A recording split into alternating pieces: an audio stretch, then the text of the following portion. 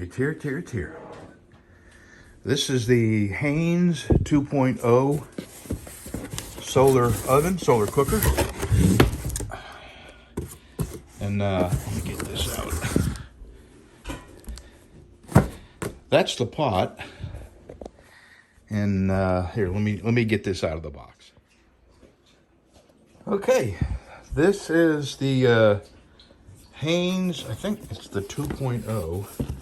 That's the same thing on both sides, okay.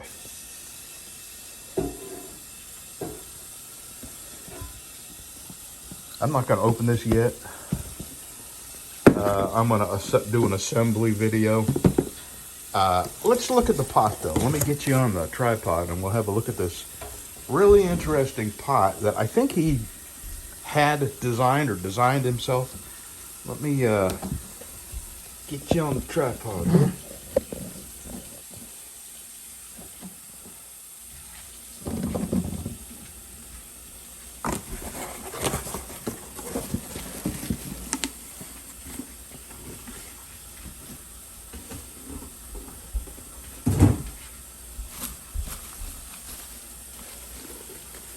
I got a lot of things I'm going to do today.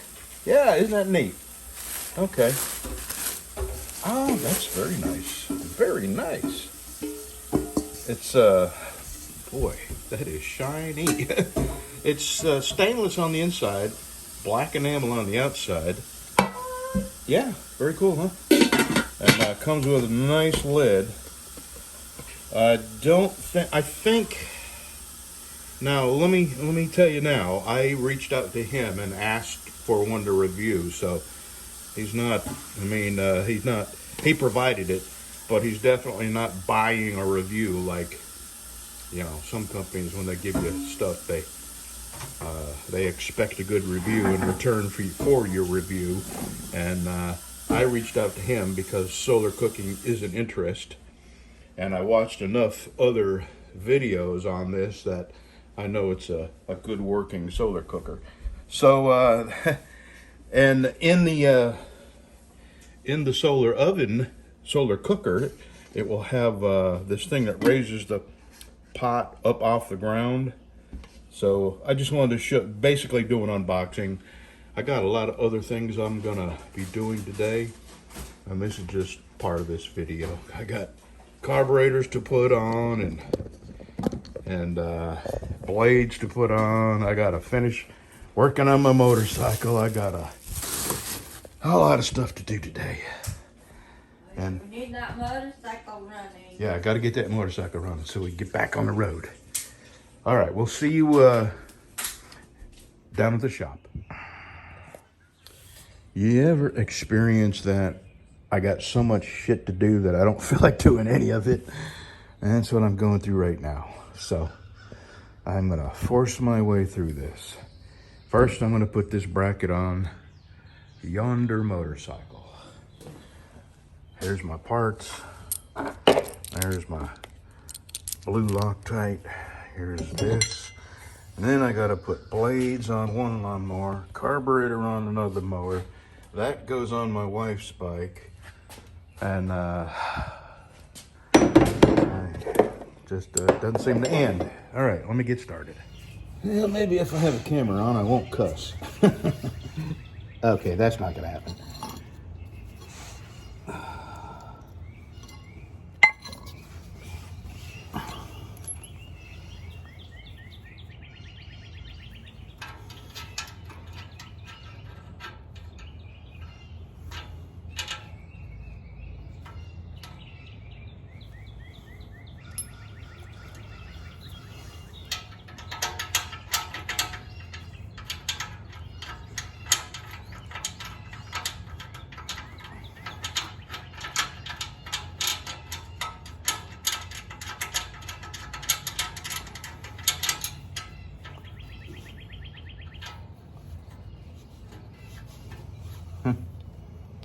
I think I got that in backwards.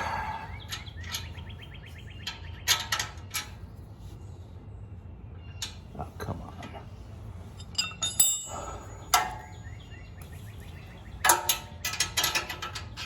Yeah, I did.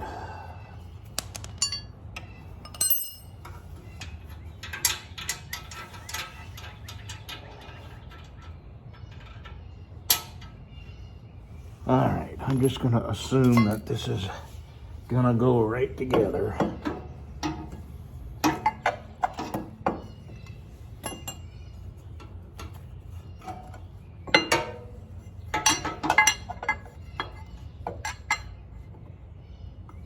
Boy, there's no room to get fingers in there, I'll tell you what.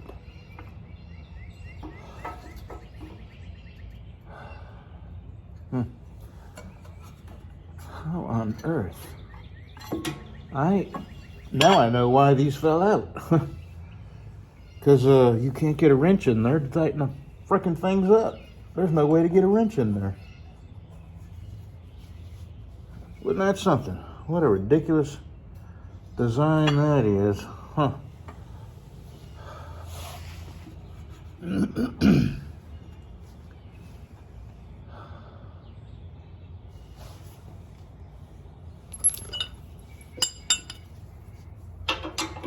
And of course it's a 5/8.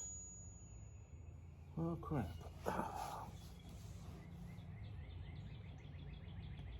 There is absolutely no way to get your fingers up in here with this bracket here to tighten those up, which is exactly why they fell out, because there's no, you can't get a wrench in there.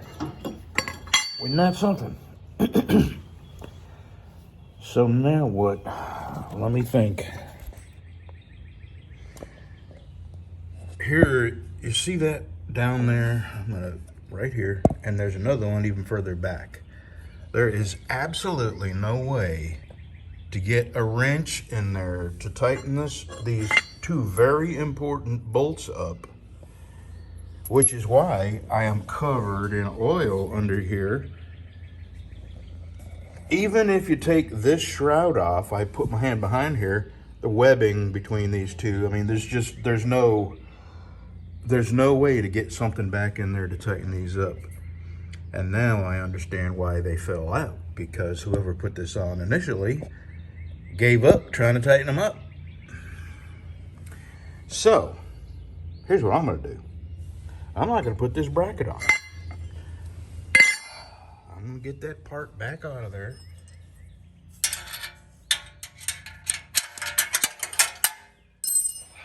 Jeez. I'm gonna put these together so I don't lose them. And I'm gonna put some blue Loctite on these. I wonder if that little bit of white Loctite's enough to hold them. All right, I'm gonna put these in the transmission, because these two bolts being tight is more important than this bracket being on and having these loose. And I've looked under here, it's got another bracket holding all this together right here, and it's tight. So I'm just gonna go back and make sure all these clamps are tight, and this should be okay. Who knows? I'll keep an eye on it. But I don't know who put this on, but very disappointed in the mechanic instead of doing the right thing. Actually, even if, see, here's the thing.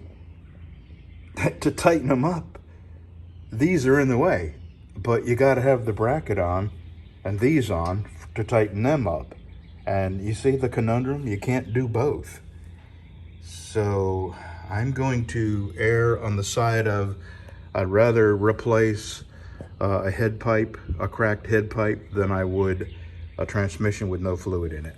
So let me get them. I'm not gonna, this has got a little bit of white Loctite on them, and I'm just gonna assume for now that that's gonna hold them. I have Allen wrenches that I carry with me, and I will check these on occasion to make sure that they're tight. So that's what I'm gonna do. I'm gonna get these on there right now.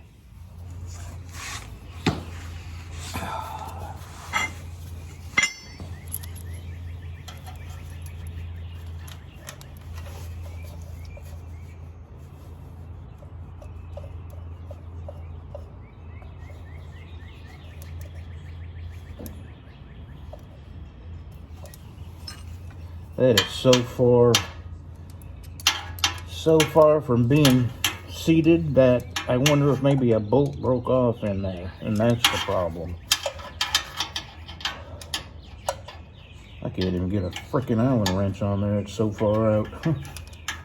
Good Lord. I'm telling you, that was, I don't even know if I'm aiming right. That was a lot of work. There's not even enough room between the top of that, the head, and the back side of this to get a Allen wrench in to tighten them up. So I had to turn them all in with these pliers until they were nearly seated.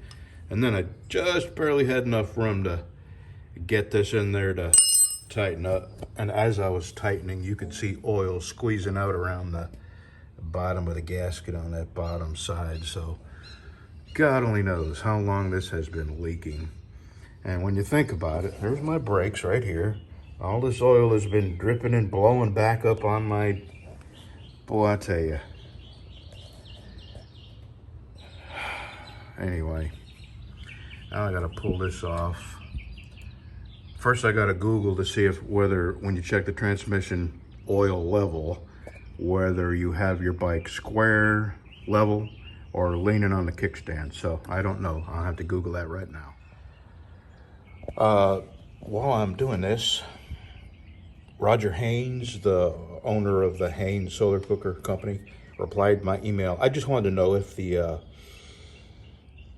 pot that comes with it is dishwasher safe, and he said that it's good to 1,000 degrees, so he can't imagine why it would not be dishwasher safe. So we'll see in a minute, because it's in the dishwasher. So when you check the transmission fluid here, it is a 3/8 Allen wrench. This is the oil, by the way. You check it on the side stand. The only thing you check level is on the other side. You check the primary, which is the chain and the clutch and all that, on the other side of the engine. But here's how you check this. First of all, I'm going to see what it says.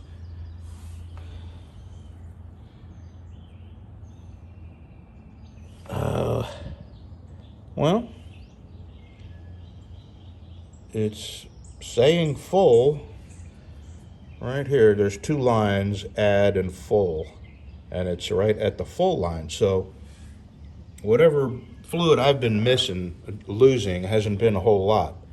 Let me wipe this off, and the way you really check it is you wipe it off, you put it in, and you screw it in till the O-ring touches, and then you take it out and look at it. So let me do that right now. Okay, the O-ring is touching. Let's have a look and see what that level is.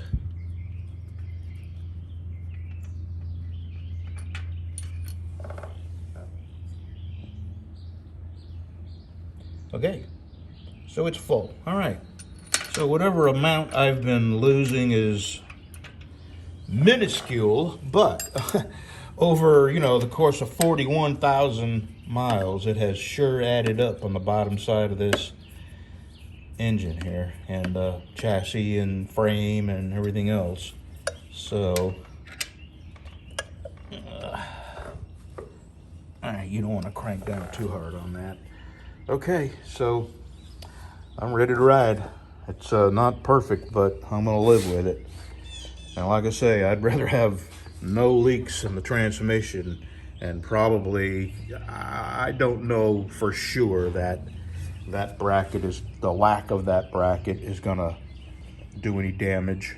But it has not been, based on the amount of oil that's leaked out of here, that bracket has not served any function for a very, very long time.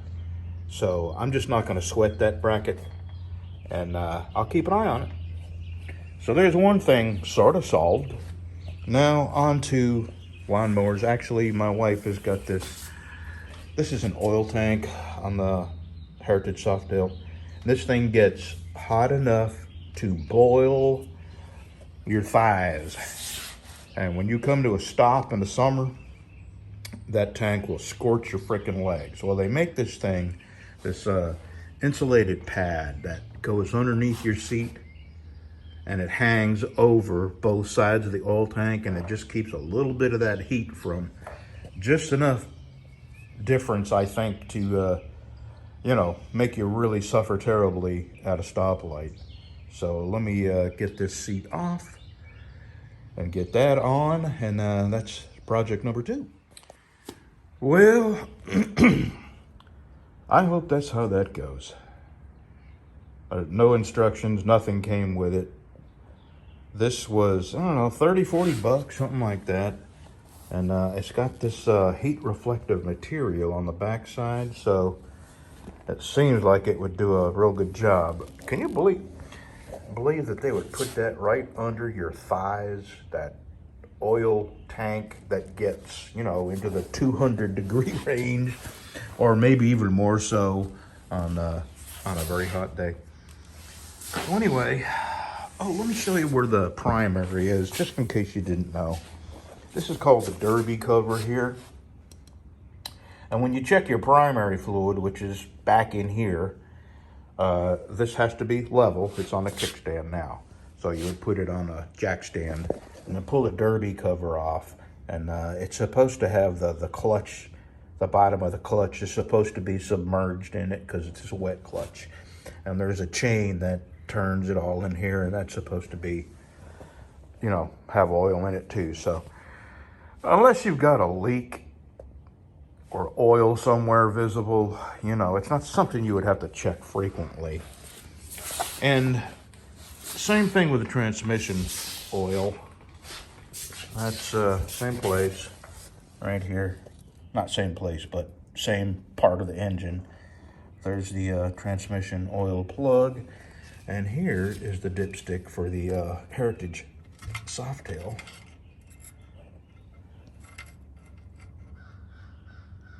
Yeah, her bike uses a little bit of oil. I'll need to put some in there. And I think it's just it can't be, you know, it's only got 6,000 or 7,000 miles on it. So it's not because it's old. And I do have some Harley oil, 2050, I believe. Sin 3 is what they call it. I'll put that in there now, and just so I don't forget about it. Yeah, 2050.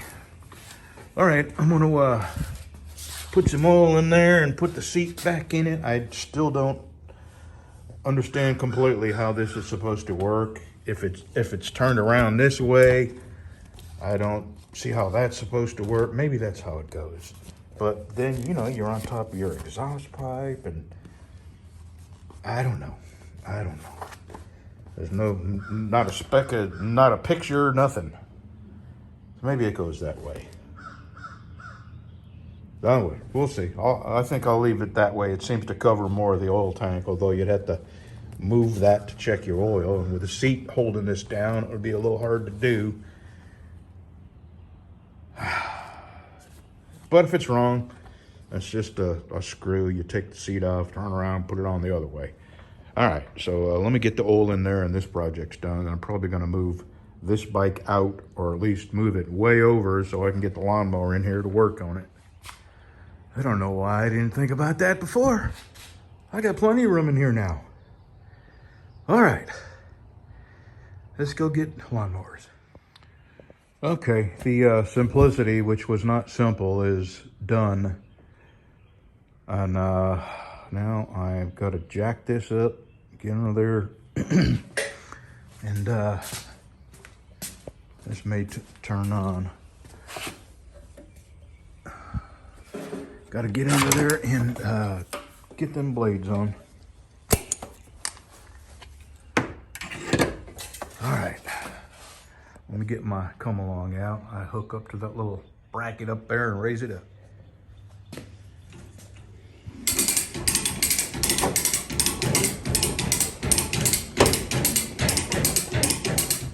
All right.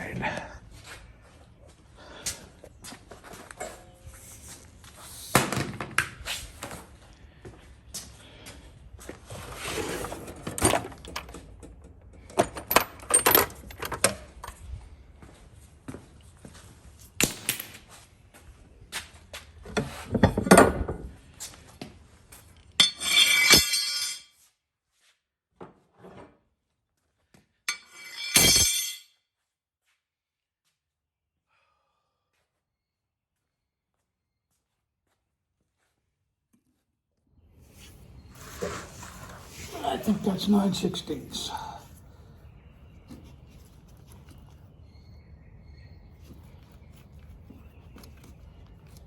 Good Lord.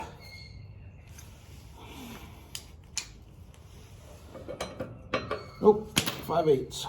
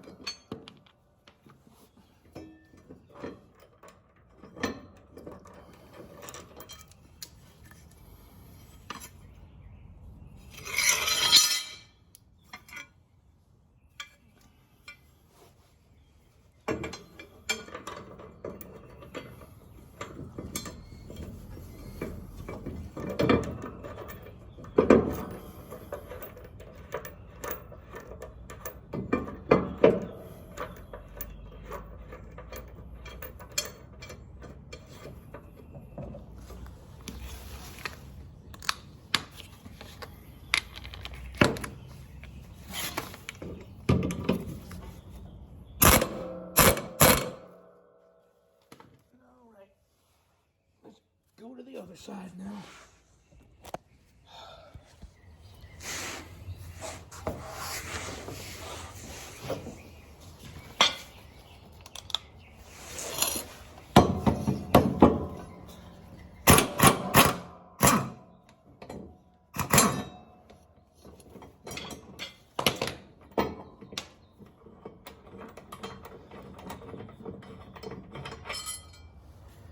Yeah, time to retire these.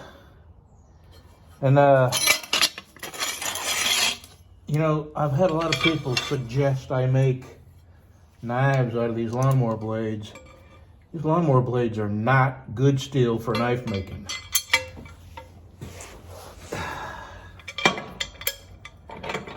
These things are meant to be super flexible,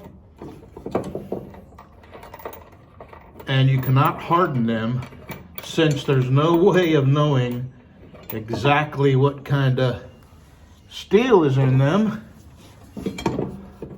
You don't know how exactly to heat treat them. And don't get me wrong, there's people that will gladly make you a knife out of a lawnmower blade, but you are not getting a good knife because they do not know the exact composition of metal that's in it. So they don't know how to heat treat it, or they don't know how to temper it. And anything else is just not true. Some people are unscrupulous that way.